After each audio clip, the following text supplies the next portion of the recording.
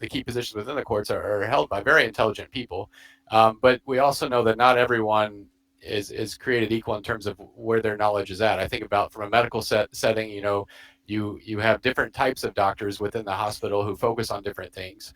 And so I think education, it sounds like an easy answer, but it's still very much needed. I often hear that I hear at least from about probably one or more victims every day somewhere in the world, just because of my work and how often I speak and present. And many of them are talking about courts. Courts in my community, the judges understand this is not. And so education is still a great starting point, understanding particularly the emotional harm.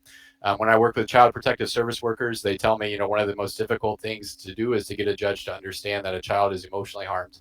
It's characterized often as invisible injury, although it's not necessarily true. It may not have a bruise on the outside, but those injuries will certainly present themselves visibly, whether it's through behavior, whether it's through things later on in the child's life. They will be seen. They just may not be seen in the moment.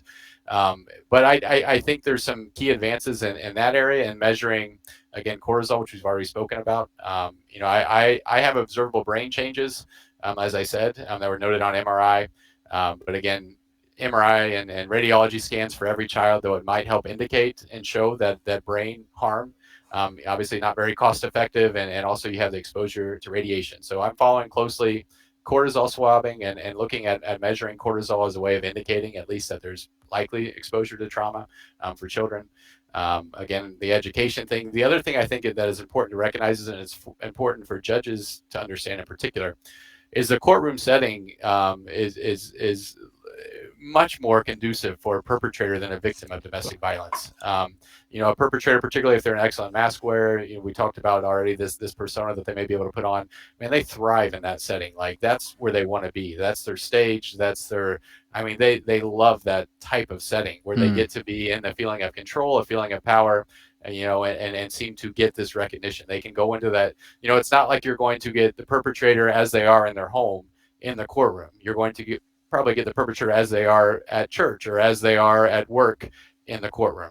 And then the victim is just the opposite, right? You're having to face your perpetrator, this person that's already caused all this harm, the emotional anguish of the experience. There's a lot there that's completely unfair. I have a Yeah. Post-it note in my room that says we have to find ways to make perpetrators less comfortable. Because I think they've grown very comfortable. And that's one of the key things. They know if it goes to court, they're going to have the upper hand. You've already mentioned financial things often. In my home, that was the situation. My dad, when it was just me, my mom, and my sister, we got by. We had nothing, and my dad. So even the financial resources are tipped towards the perpetrator. I think that's another big thing is the courts understanding this is not an environment that is conducive to accurately measure or even gather information in most cases. And I would encourage I often think of, well, maybe it's time to rethink what the setting looks like and how are we going about gathering this information and how is it done in a way that we can still get, obviously we want the right, we want justice to be served and we want the right outcome. But how can we do it in a way that maybe is not, it's very backwards, often Yeah. I feel, and it lends toward protecting perpetrators in my mind over benefiting those who have been harmed, and it leads to only further harm. Yeah. So sorry, I was a lot in a short period of time, but like I said, I could talk for 2 hours on that question, but at it's a least very there's some thoughts. it's a very deep subject, yeah, and there's so many different factors. Like you said, I mean, when you're dealing with a room full of people, there's so many different factors and key points to that.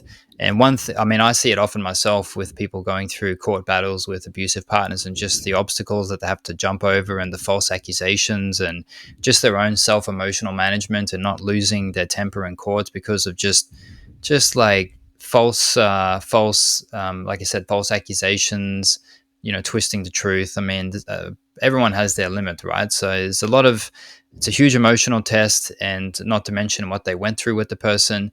And one thing that I've certainly heard from clients that was super helpful was to try and choose representation that has a very good understanding of, domestic abuse, the true nature of emotional abuse, so that even if the courtroom is a difficult place for the person, at least they feel like their representation is like really going through that with them and understands them and is standing with them.